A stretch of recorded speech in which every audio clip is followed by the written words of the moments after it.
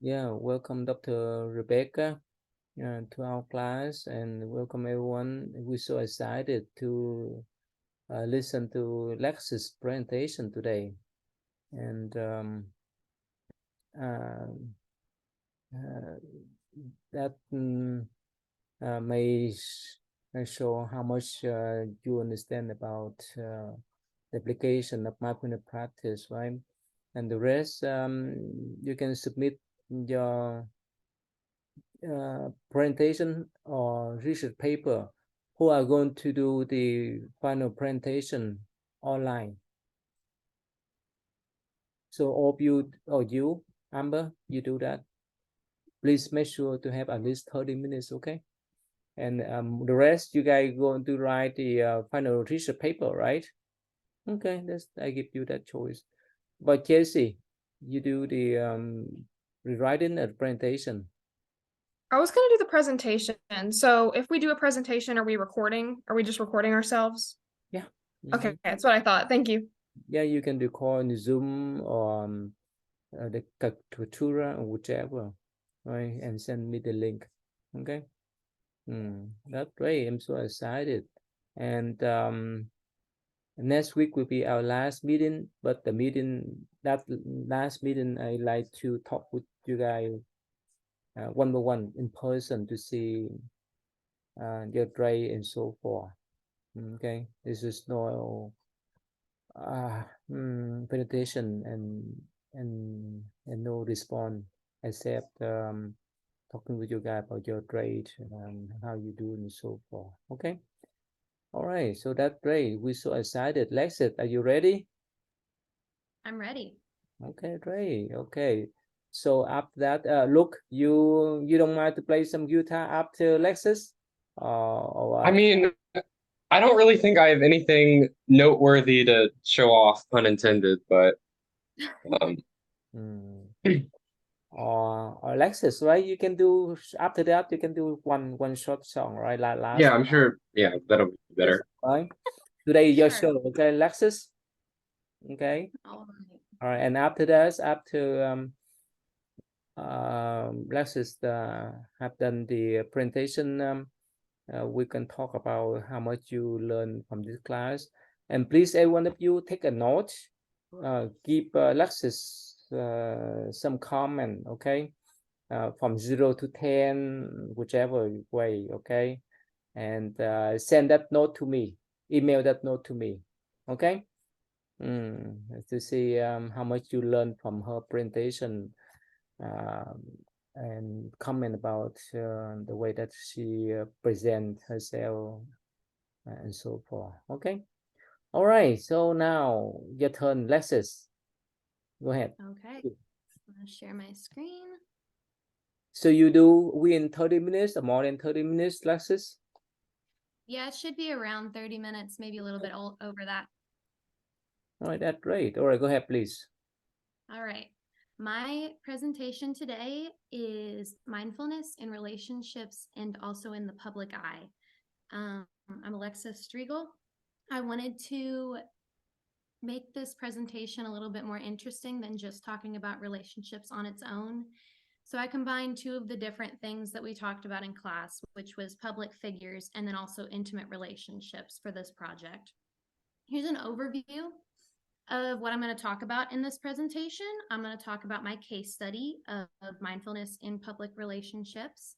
I'm going to talk about what mindfulness is, what the MBSR is, what mindfulness in relationships looks like, what mindfulness for public figures could look like, and then I'm going to give you a conclusion of what we talked about and how this program would have worked for my case study.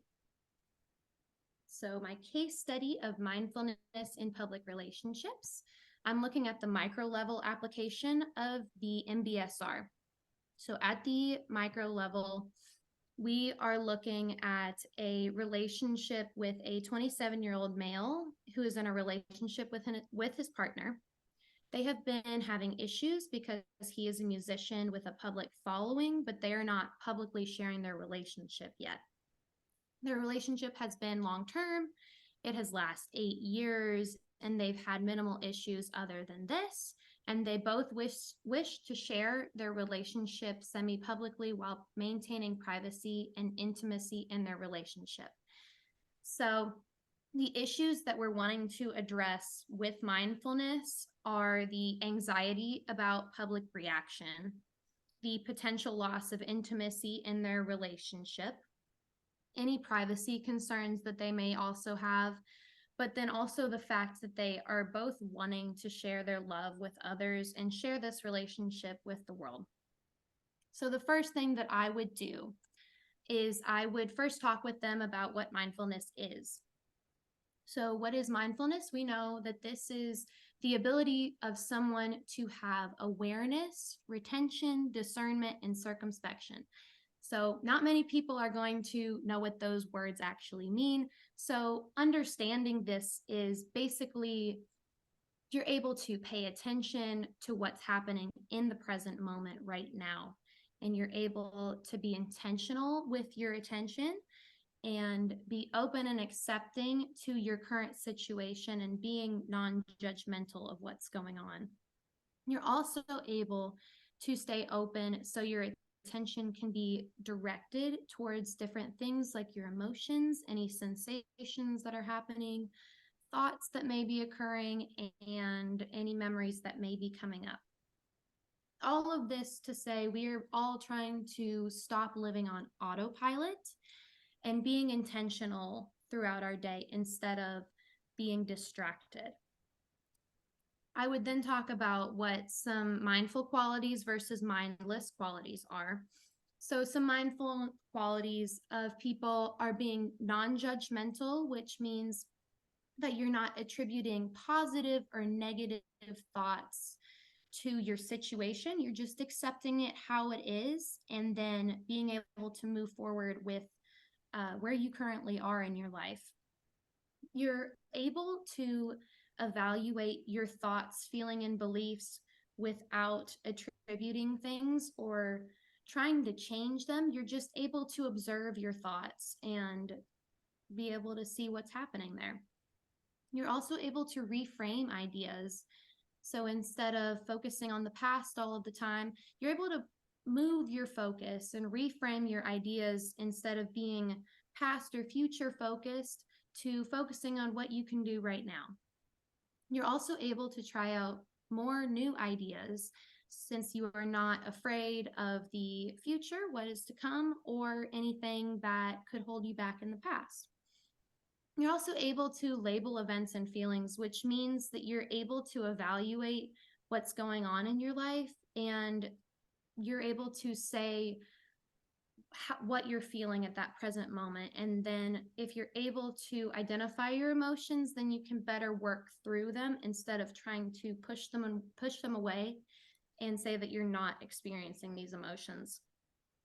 And then conversely, we have some mindless qualities, being judgmental about your situation and just feeling like this shouldn't be happening to me or I shouldn't be feeling like this.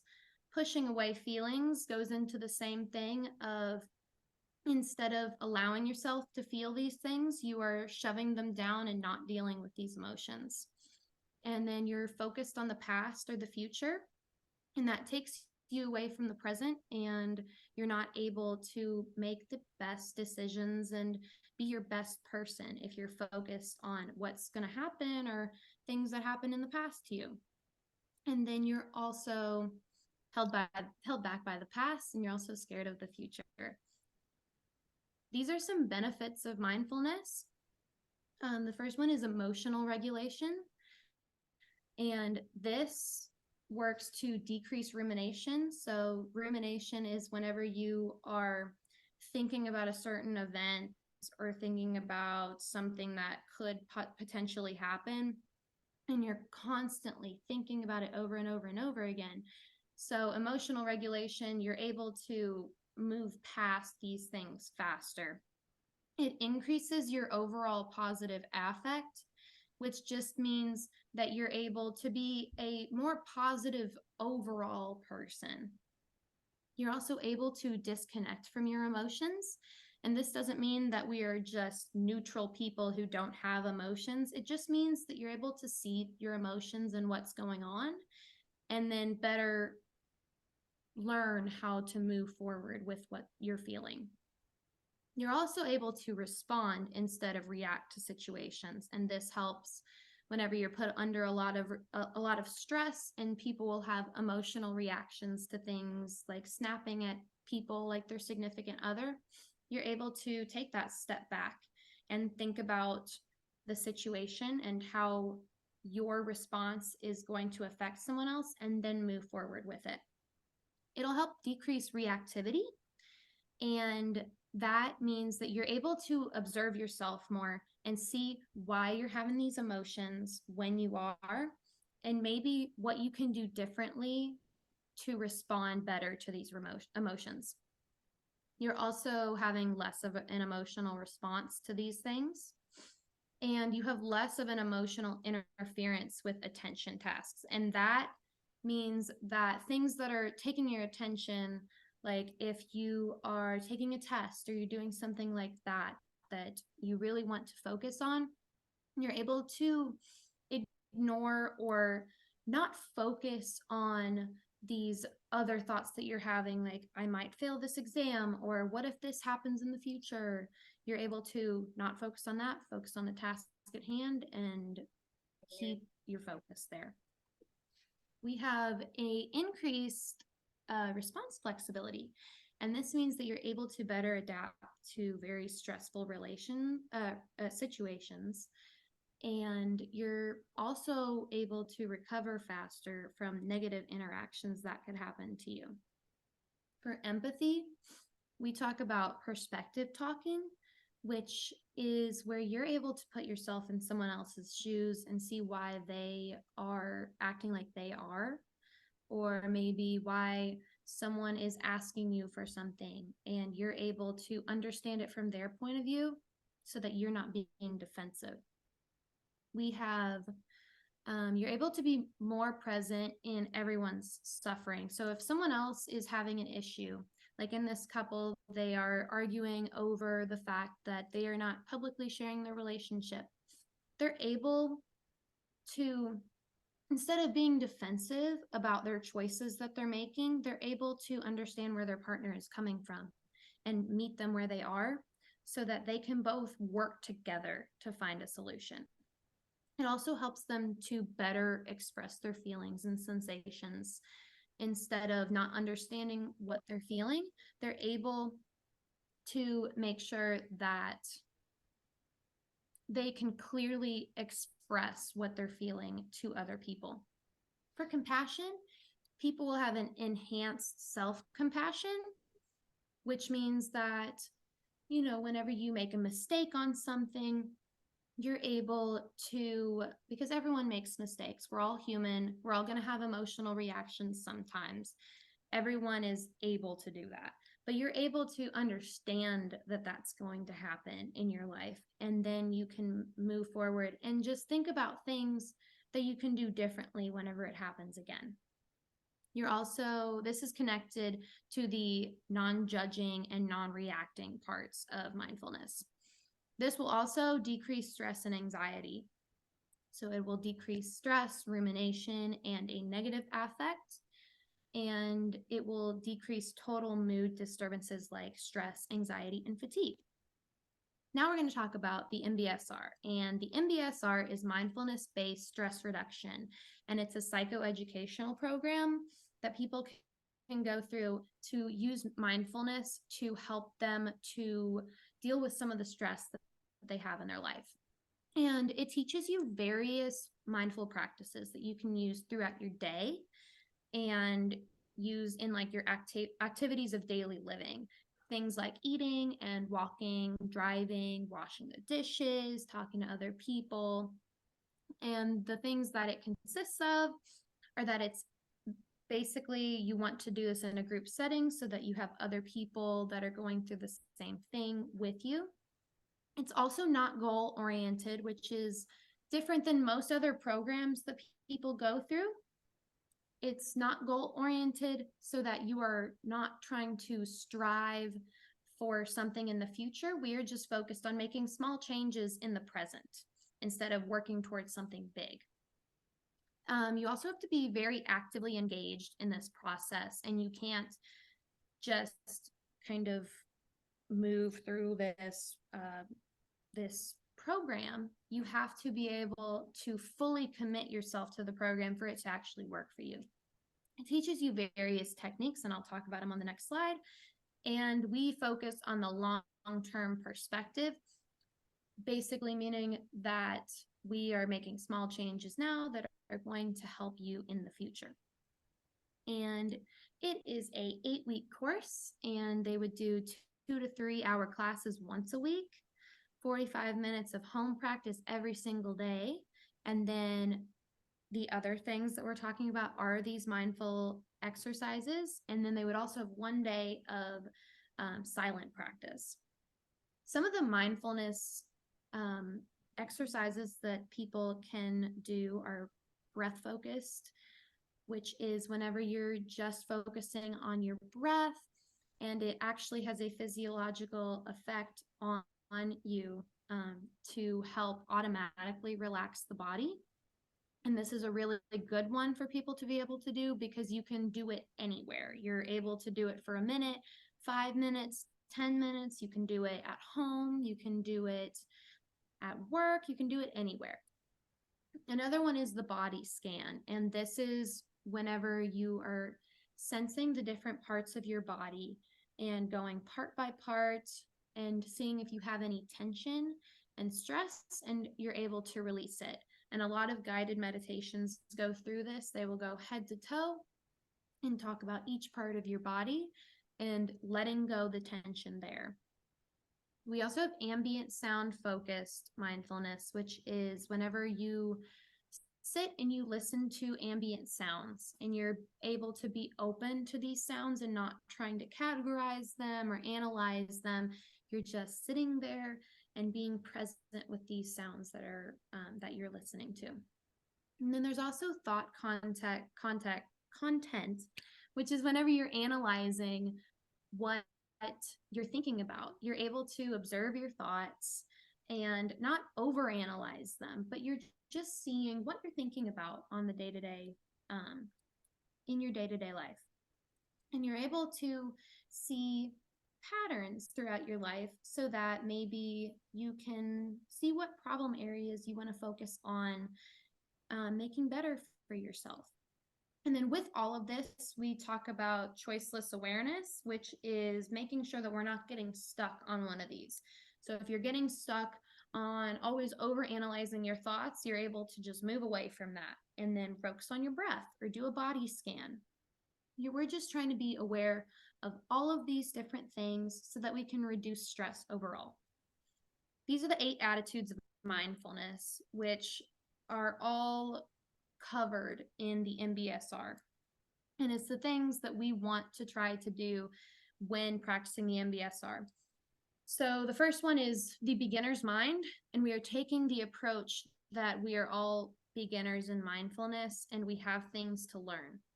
And we're always learning as we go through this process. So we're being open to new ideas and new practices and ready to learn and ready to do them. We are being non-judgmental with our thought content, or if we're struggling during any of the exercises, we're able to acknowledge our current situation, our current thoughts, and be able to not judge them. We are non-striving, which is what we were talking about with that it's not goal-oriented. We are not striving for something big. We are just trying to do better now. And if we practice it day in and day out, then we are able to make big overall changes.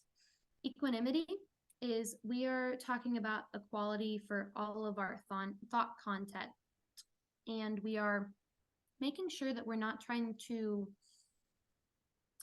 judge any part of our life and make like we're not trying to say that we have negative thoughts about this, or this is a bad thing that's happening to me here, or I should do better over here. We're just making all of our things equal with each other. We're also letting them be, and we're not trying to change things as they happen, just observing them. And then through this, we need to have self-reliance and then self-compassion. Self-reliance, you are the one that is making these changes, and you are the one that's going to help yourself throughout this process of learning mindfulness. And you're going to have self-compassion for yourself through this process, because it is so ingrained in our brains for us to not be mindful throughout our day. And then now we're going to talk about how we would use this in relationships. We would go through some sessions where couples would come in, and we would give them the rationale for this training. So we would talk about why this is going to help them in their relationship. And we would talk about their mutual interactions with each other. And we would want to focus on making our interactions with the partner be very positive experiences, and really focus on the content of these interactions. And we would talk about the thoughts, behaviors, feelings, and their environment that they're in. All of this is helping to see the places where the couple is having issues or fights about things, so that we can understand then how to move forward with our mindful practice. And we would give them formal and informal activities that they could do at home. And then also we would give them, we call it didactic material. So it's just actual reading material so that they could understand the interventions that we're doing and why it's going to help them in their relationship. Talking about their home practice, they can use audiobooks that guide them through their practice together. And then at the very end, they're supposed to do a self-guided meditation. And then moving out of this course, they're able to guide it themselves and integrate it into their daily life. They have to do 30 to 45 minutes 6 times a week. And anytime that they do informal exercises during like their activities of daily living, they are supposed to record them so that you could have a log of all of the different practices that you do throughout the week. Some of these adaptations that they can do is really focus on having loving or kind interactions with their partner. And instead of projecting their stress onto them or stress with the situation that's going on, they're then able to express their love still with each other instead of being frustrated about a situation that's happening. They can also do things like partner yoga, and that has helped partners to feel more comfortable with each other and more connected, and having mindful touches throughout the day and just kind of reminding each other that they're there and that they are able to talk with each other throughout the day. There's this exercise called the eye gazing exercise, and it's a little uncomfortable whenever first practicing it, but it really helps to form this deep connection with each other whenever they just sit there and they stare into each other's eyes for a really long time. And one of the big things about practicing mindfulness in relationships is that they're able to practice mindfulness when they're having difficulties in their relationship. If they're able to practice mindfulness when they're having these difficulties, it's because they're doing it over and over and over every single day whenever everything's fine. It's a lot easier whenever you're having a good time with your partner to be mindful, and it's a lot harder whenever you're having difficulties to stay mindful inside of those difficulties. And this also helps to bring their relationship into focus. And the results of using mindfulness in their relationship is that it is positively correlated with an increase in satisfaction from many couples who have used mindfulness in their relationships. They have less emotional stress responses, And it's shown that whenever a relationship gets more serious, that they've had less hostility and aggression, and that there's a significant impact on women for them to have a decrease in their emotional stress responses, and that people will have a decrease in their post-conflict anxiety. So they won't be thinking about that conflict that happened. And that conflict will also be less stressful when it does happen, because everyone has small fights with each other, bickering, things like that. But we're trying to make it less of an emotional thing. There's also a change in the perception of their partner and their relationship as a whole. So they have had a positive correlation with love and commitment and support being increased. And also, it's shown that mindful women have had more respect for their partners and have also gotten more respect from their partners.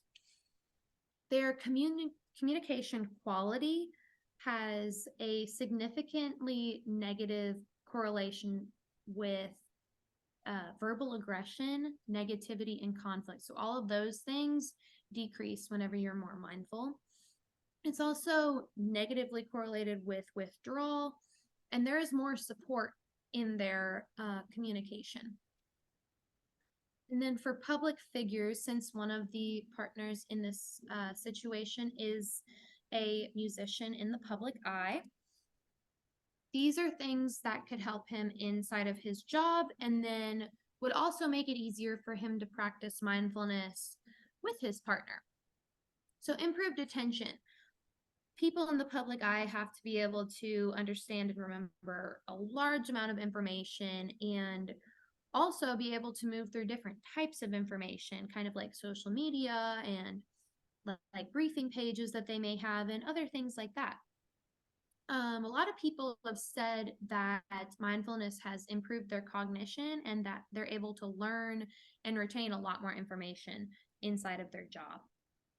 He also needs to have a lot of impulse control. Since he is in the public eye, people are going to be looking at him for responses to stressful situations that may happen to him in the public, questions that people will ask him in interviews and things like that.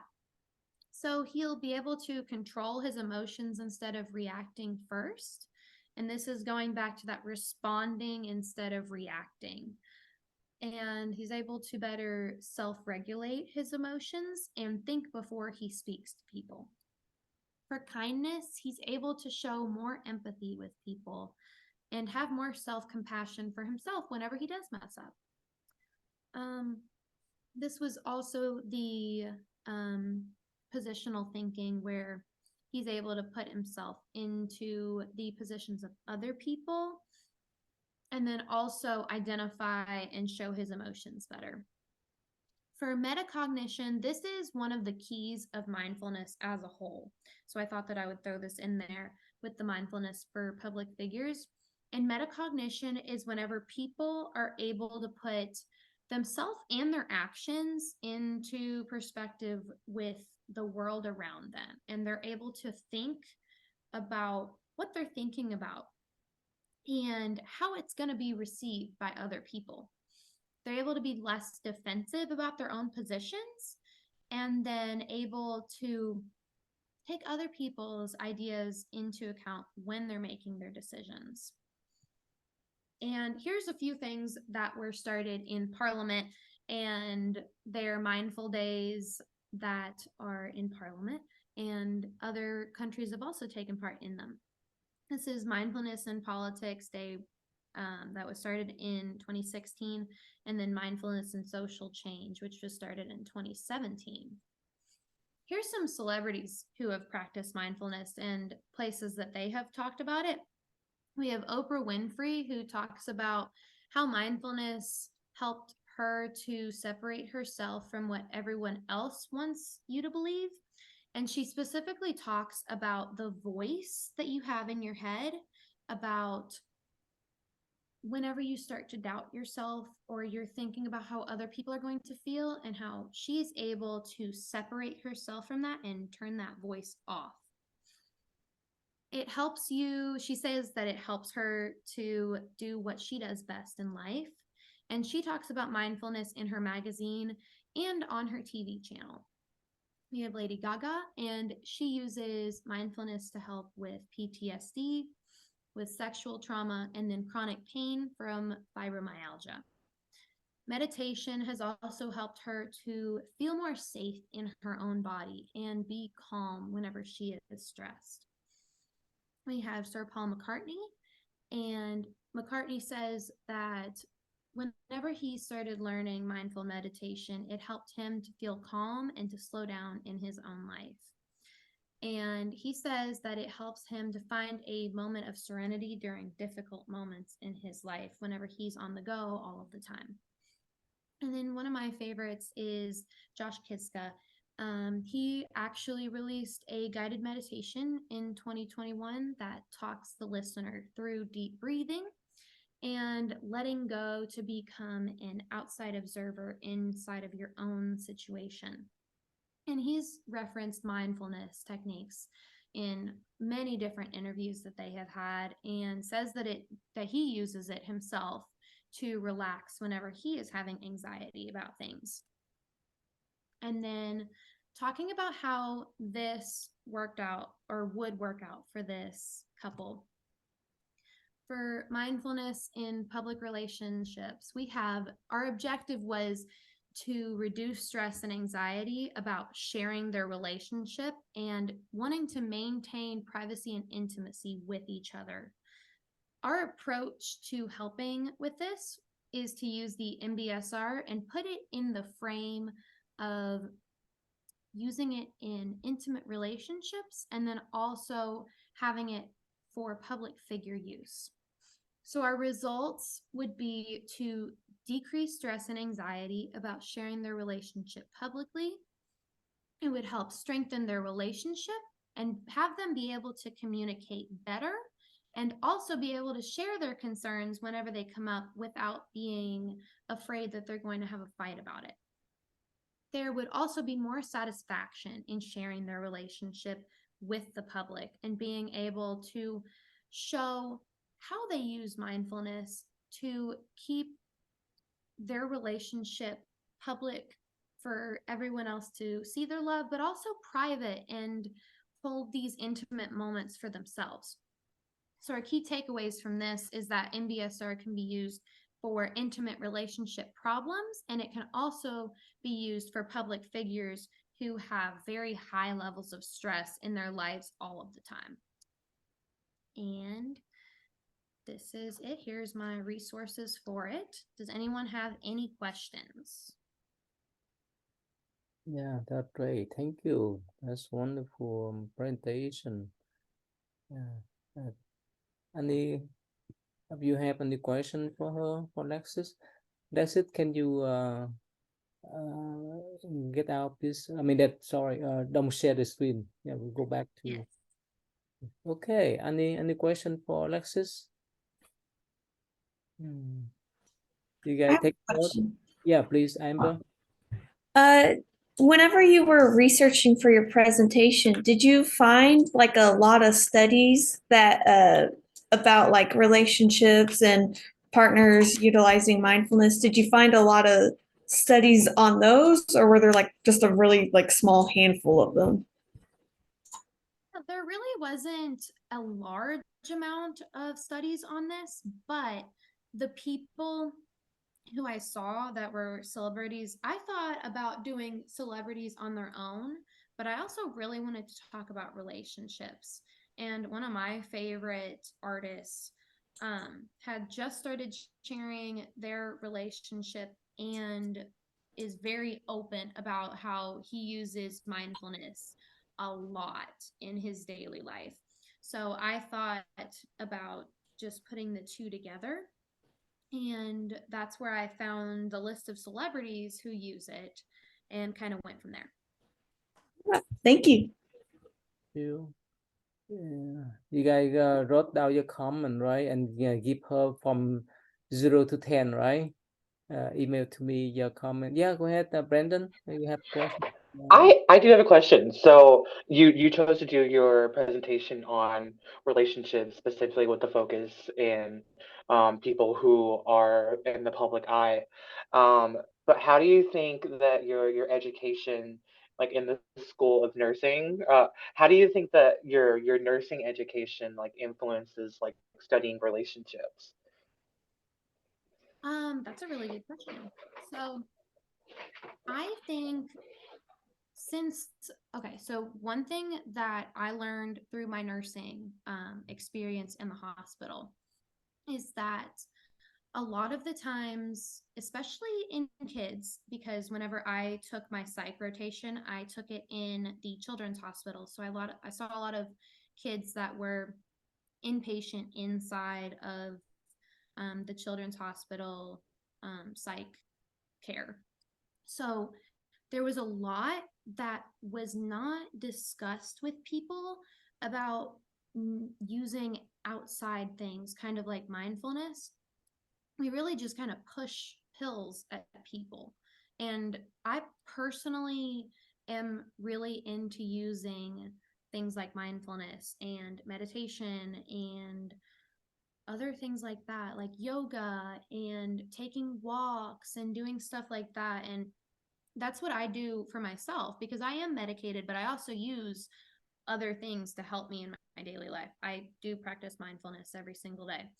So, especially for these kids, I thought it would be really interesting to see if like public figures started sharing how they used mindfulness in their relationships, if this could be a way that influences other people, especially since talking about like celebrities and things like that. I think that that would be really interesting to see if that would affect if people would start using that more. You, anyone? Yeah, please, Dr. Rebecca. This may be obvious to all of you all except for me. The scenario that you gave at the beginning, the relationship that you were kind of diagnosing and treating, what was the source for that? Was that a scenario that you were given or one that you created on your own? I just came up with it. Nice hypothetical. And to add to Brandon's question, more of a comment, when you were talking in the defining mindfulness section about the benefits of mindfulness, I couldn't help but think how many of those would be helpful for our students who are future mental health practitioners. How many of those strategies would be useful. And so Brandon, thank you for expanding that beyond just mental health practitioners to health practitioners in general. Really interesting, even if I have no idea who your final celebrity was. I knew the first three very well, but I don't know who the last one is. Who is Josh Kiszka? He's someone from my favorite band. He's from Greta Van Fleet. Okay.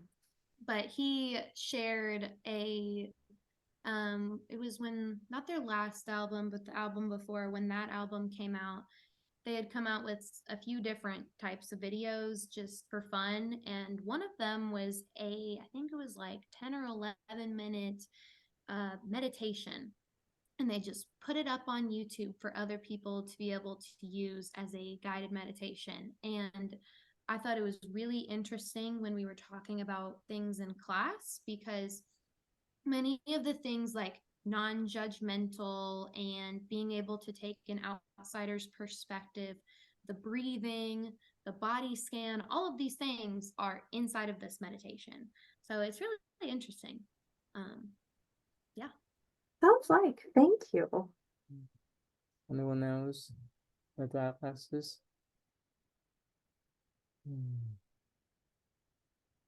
Okay. All right, Lexis, I have the question for you. Let's say now you use the model of the public figures, right? The intimate relationship for the public figures. Let's say for couples. Let's say get one example. Let's say the husband were governors. Okay, I give one example. And the wife, just the housewife, right? She stay in the back of the scene. So there's some conflicts between them. And when you, let's say you advise them to use MBSR, and one of the 7 attitudes is non-striving. So Mhm. how could you explain to them to use non-striving to resolve the conflict? I think one thing about non-striving that's really important is that you're able, that we're not thinking about one goal that's super far away. We're not striving for this, I need to be this good at mindfulness. You're able to take these small things and put them in your daily life and add more, and then be able to do it for longer, or think about it. Whenever you start doing it every single day, it builds up and it builds up and it builds up. So we're just adding something small every single day instead of thinking, well, by next week, I have to be able to do 10 minutes of mindfulness every single day with my partner. So we're not striving for a goal. We're just doing very small changes, and then they add up over time to goals like that.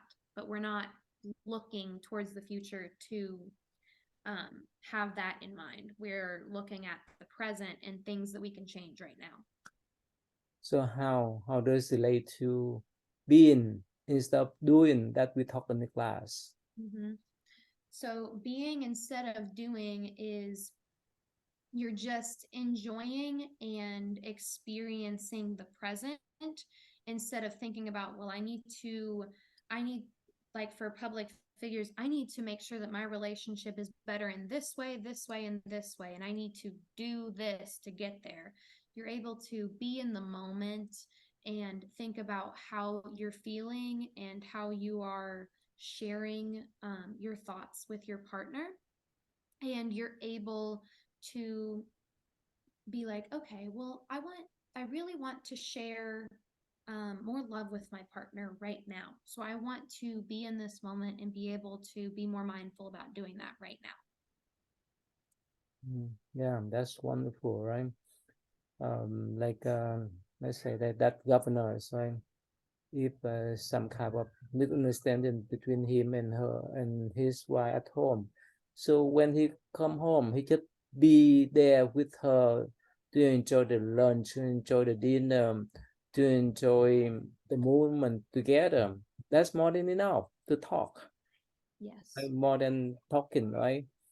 And so does the wife, right? The wife may know, oh, okay, my husband is governor, he have so much thing to do, I just be with him, so that he know no matter where he goes, I'm here with him, I be there with him. So no matter what kind of conflict, right, they feel more comfortable, they be born together, they and they can heal any conflict. Yeah, it's wonderful. Right, so thank you, that's wonderful presentation. Anyone you want to ask Alexis before we move on? Okay, so the next step we have about 16 to 15 minutes. I like to listen to every one of you about your experience, your feedback of this class. Let's start with Emily, please. How you do, and how you feel, what type of experience that may change your mind, so forth, please, Emily. I think the class has definitely given me a lot better skills and just mindfulness in general. Whenever I'm in like stressful situations, like it's definitely helped a lot. I still struggle a little bit with it from time to time, but overall it's been really helpful. So I think the class was good. About meditation skill, you build up meditation skill bit by bit now? Yeah. How? Well, makes me feel a lot more confident whenever I meditate afterwards. and just a lot more content in general. Great, thank you. Yeah, Amber, please. So I think my main takeaway from this class is that I now have a sort of outlet whenever I'm stressed from like work or school, especially school now with finals coming up. Whenever I get overwhelmed and my head starts to hurt and I just can't stop thinking about school, I'm like, oh, well, I can just go meditate. I can go in my room, get my pillow, and sit down and just take 5 to 10 minutes to myself and just kind of rest and recuperate. And afterwards, I always feel like so much better. Like my head, like it physically feels like a weight was lifted off my chest or my head or whatever like hurts in that moment. And I just feel so much happier afterwards. And I'm like, okay, well, now I can go back to whatever I'm doing feeling more refreshed. And I don't think I would have ever learned that if it weren't for this class of like having this other option of like whenever I'm stressed, instead of just holding it all inside, I can meditate and I can just feel so much better through it. You feel that this is a bit like life changing? Mhm. How is that?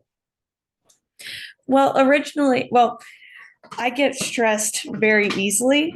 And so, like, there's always something that makes me anxious. And whenever I get anxious, my heart starts to pound, like, my head aches, my hands get sweaty, and I just can't think. Like, my mind totally blanks, or I can, like, dwell on whatever is making me anxious.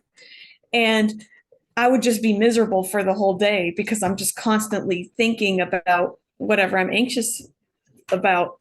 But with meditation, of learning how to just focus on the present moment and not worry about the past or the future and not be anxious and focus on only one thing, I'm able to actually relax and not have to be like, just not have like my stress completely overwhelm me and then my whole day is ruined. I can just calm down and remind myself that this isn't forever. Like your stress it's going to go past and that's fine and you will be fine.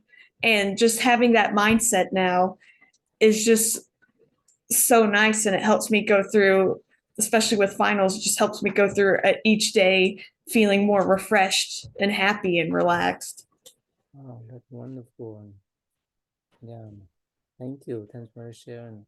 Yeah, Jessica, can you share, please? This class was definitely quite a bit different than I was expecting. It was a lot less meditation and a lot more, I guess, research. And a lot more like writing papers, which isn't bad necessarily, but it was definitely different than I was expecting. And I feel like it has definitely helped change my mindset a little bit. Like I found myself more recently, whenever I get stressed out, I'm like, it's actually not that big of a deal. Like I catch myself like getting stressed and I'm like, just kidding. I'm not gonna even worry about it. Either it's out of my control or it's in my control and I'm gonna do something about it. Wow, that's wonderful. Thank you. Luke, yeah, please. Yeah, so just for the class organization overall, I think it's really good.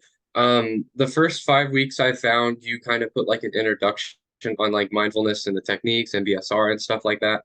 And then the remaining 10, you've done a good job at kind of like allowing us to research specific groups of people like obesity, veterans, and stuff like that. Dr. DeMint actually gave me a little insight of how you're planning on like making the course like individual credits and stuff like that. And I think that'll flow along really well with it. But overall for mindfulness, I know I had done a little bit of mindfulness before. Like I had a Spanish teacher every Monday that would give us 5 to 10 minutes just to relax, and she'd play like a little meditative video over the intercom and we'd be able to relax with that. But this class has truly kind of enhanced like the mindfulness and meditation that I've been able to do. Like before this class, I didn't even know body scan existed. That yoga mat that I got has definitely made worth of its $12 that I bought it for, just because of how much meditation I've been able to get out of that, and just everything positive that's come from it. So Thank you. Scarlett, please. Yeah, I really enjoyed and appreciated Sorry, that. can you enhance your voice and Mhm. repeat low, yeah. Let me see. Yeah, try your best, that's okay. We still can hear you, Can but you hear me now? yeah, that's okay. Yeah, go Okay. ahead, please. So I really enjoyed and appreciated how practical and how much I was able to apply from this class into my own life. I feel like I've learned a lot of information, really great information that I could teach others, but also I'm seeing the difference it's making in my life. I think mostly for me, it's been helpful in recognizing areas of my life where I'm very mindless, where I'm straying from the present moment, where I'm worrying about the future or dwelling on the past. Before, I knew I struggled with anxiety and all of that, but I wasn't able to kind of pinpoint where those thoughts were coming from or when those thoughts occurred. And now that I've taken this class, it's like I notice many times in a day where I'm like, wait, I need to stop myself and start thinking in the present moment. So that's been very helpful. The meditations have been great. At first, it was really rough, I think, for all of us. But as the semester went on, I think we're all getting very comfortable with meditations. And so it's definitely going to be something that I'm going to continue in the future. Oh, thank you. Brandon, please. Yeah, I found that the dual approach to the class, the research component, because love research, and the practical side of actually doing it and implementing it has been really good for me, especially as I'm navigating my first year teaching. It has been very hard, and most days I want to quit, but I found like on the days where I am doing my meditations, like in here, before the students get here and after they leave, it helps me like refresh and reset and just I think a little bit leave work at home a little bit because I was not doing the best. I was taking a lot of my work problems home with me, and that wasn't doing any good. But I found that doing the meditations and doing the readings and seeing how I can apply it to my own life, it's helped me become a lot more stressed in my job, and I think that has helped me a lot in my teaching and in my just overall health and wellness. Thank you. Lexis, please. I came into this course with having done mindfulness for, I think, around a year. And this really helped me find other ways to also implement mindfulness into my everyday life. And I found myself being able to things that I would get really like bent out of shape for before, where I would be like really put out by something that happened to me. Now I'm just able to be like, it's okay. Like this doesn't need to ruin my entire day. I can move on from it today and have a good day still. And I'm also volleyball season just ended, but throughout all of my volleyball season this year, I was able to be very in tune with how I was playing and everything. And I think that I was able to be a lot less stressed out while I was playing. And I tried to kind of imbue that to everyone else on the team and bring it with me. And I think that it helped. But I could just see myself being able to regulate my own emotions a lot easier. Yeah, great. Thank you. Thanks for your sharing. Another question I'd like to ask you that how you think about you guys to build up your meditation skill, right? The first week you have only once time, right? Between 10 to 15 minutes once per week. And the second week and so I build up there. Do you like that? right? It's a bit like you lift weight, right? You have to lift weight. You add on bit by bit so that you can enhance your strength. Because I learned from my lesson. At first, when I first taught mindfulness practice, I require my student to do meditation every day, 5 minutes every day. But somehow they felt that it is stressful for them. So there's no. The purpose is to distress, not to add more stress on. Yeah. Another thing I want to ask you about the mindfulness practicum. One is not enough, or you guys think that's you need another one? What do you think? At first, when you look at the syllabus, it's 4 hours, right? From 9 to 20, right? It's pretty long, right? But you know, right? Time go quickly. But I'm asking, what do you think for the sake of future student? Do you think it's just one mindfulness practicum is enough, or do you think I need to add more, one more? What do you think? So my personal opinion, I think like one required one would be good. And potentially if other people like had wanted to do another one as like an optional or maybe for like extra credit or something like that, you could offer a second one. That's good. Thank you. Lexis, yeah, please. That's exactly what I was about to say. Either having it be optional to do one altogether, but then have it be optional to like record yourself doing it on your own, or to be able to come in for extra credit or something like that. Because me doing it once, I wanted to do it on my own another time, and Yeah. it made it more so. Then if if they have two of them, then you might have some people who really don't benefit from that type of mindfulness practice that would be really dreading that. But being able to like have the option to do it, I think would be really helpful. Another question is that how about the reading? The reason why I said that all of those articles, I think is beneficial for you so that you can see overall of mindfulness application, right? In all type of profession, right? Whether it's in education, in business, in healthcare, and so forth and so forth. So you think it's too much for your writing, or it's more that enough there? What do you think? I mean, I thought it was a fine amount of reading. I didn't feel overwhelmed ever.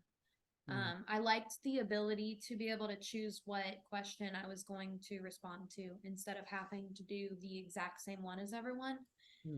Because then I could choose something that more pertained to something that I wanted to learn, and then learn about that, and then be able to respond better to the question. Yeah, that's fine. That's why I put the question so that you can choose any question that you feel comfortable with. You enjoy to write about those questions. Any comment about my class you want to share? Anything else I need to improve? Anything? I will mention one thing in specific. Whenever you were talking about the meditation practicum, I might be able to say this for everyone here, but whenever you first looked at it being 4 hours long, it was like super daunting and everything. I definitely feel that experience it was amazing. Especially the walking meditation, which was something I included on the practicum report. Because I didn't even realize like just how mindless I was whenever it came to just doing something as simple as walking. But I definitely think I've been able to benefit from that a lot. Yeah, especially now it's cold, but later on when it's springtime or summertime, when it's warm, you can walk around the campus. In my way, you will enjoy that. It releases a lot of stresses when you walk out from tests or before taking the test and so forth. Any comment? Any comment that I can improve my class? You can share now if you like. Okay, that's right. Dr. Rebecca, you like to share anything? It's up to you. Just thank you for the invitation. I will be sending you all a Qualtrics link that'll be anonymous to help us as a program evaluate one of our new outcomes, which is multidisciplinary integration.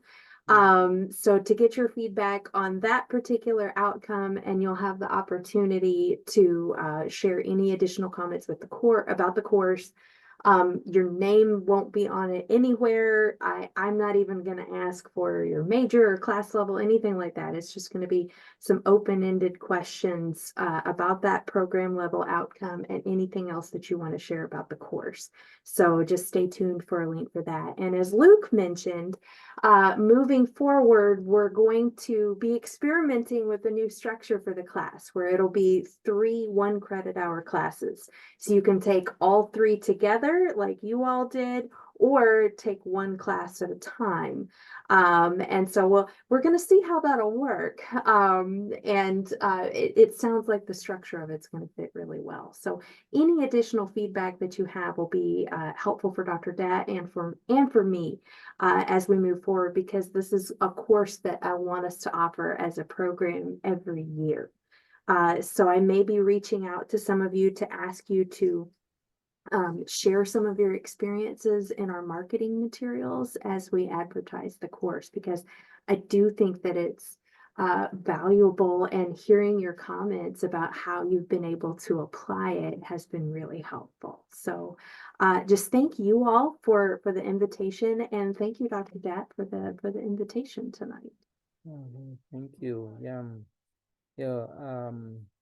Yeah, due to Dr. Rebecca kindness, so I could be able to develop 1 credit out for meditation. So depend upon whichever way students like to take. Instead of 3, they can take 2. 1 is up to them. Anyway, so it's so wonderful, especially Lexus. Your presentation is so wonderful today, and thank you for sharing. And everyone, it's my honor and pleasure to lead you guys to do the work, especially learning the different aspects of mindfulness practice, as well as how to put them into the practical sense so that they can be beneficial for ourselves and others. All right, so time is up now. I'd like to stop here, but please next week, next Thursday, please come here. There's no presentation, there's no written response, but I'd like to talk with you guys one-to-one, so to see how you need to improve your grade, or whichever way we can talk about your grade. Okay, for next Thursday, that's the last meeting we have.